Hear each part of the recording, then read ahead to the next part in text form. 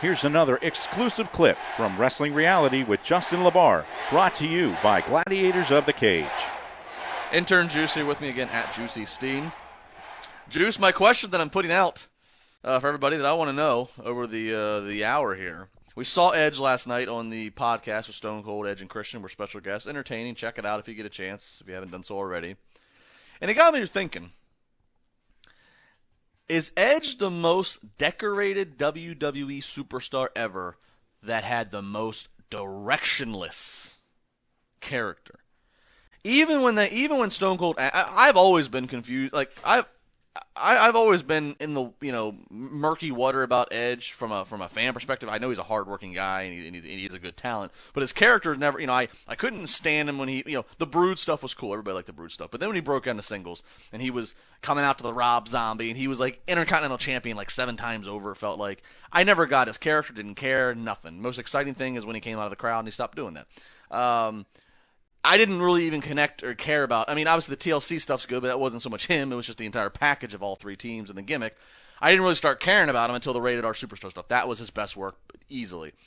And then even last night, Austin even asked him to define who his character is, and he even had a hard time answering. I think he finally said something to the effect of a lost, confused guy. But it got me really thinking about Edge's character and how little direction, and he even noted that WWE did not give him great direction when the character started. And I think that lasted most of his career. The Radar Superstar thing just, I don't know, that kind of morphed out of nowhere, and even that was just I'm just an extreme hardcore kind of playboy, which was fine, but it wasn't anything cutting edge or it wasn't anything unheard of. Cutting edge. There you go. But it made me think. His entire career, solid career. It was almost 15 years easily in WWE, a little bit longer.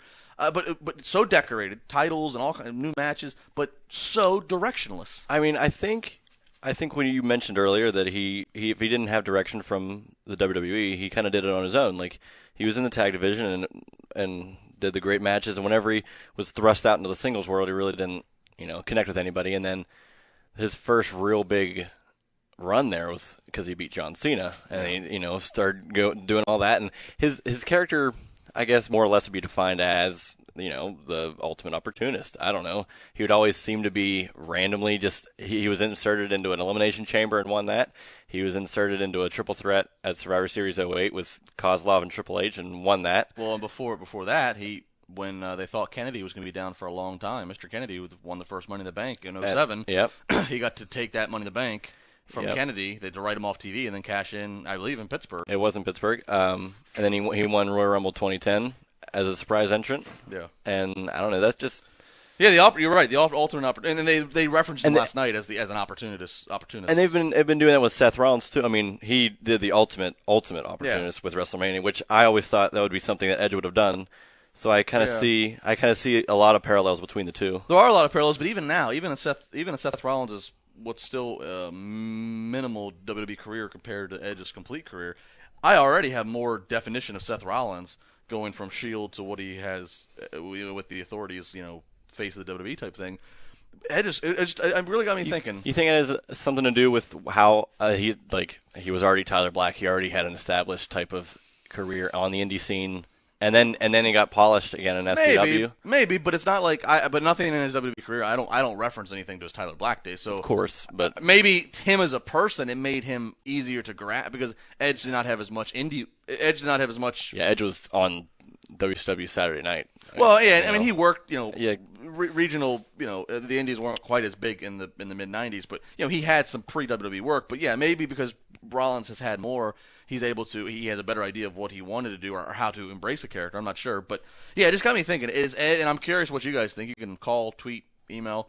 I'm just curious. I think he might be the most decorated, directionless character, making the most of nothing.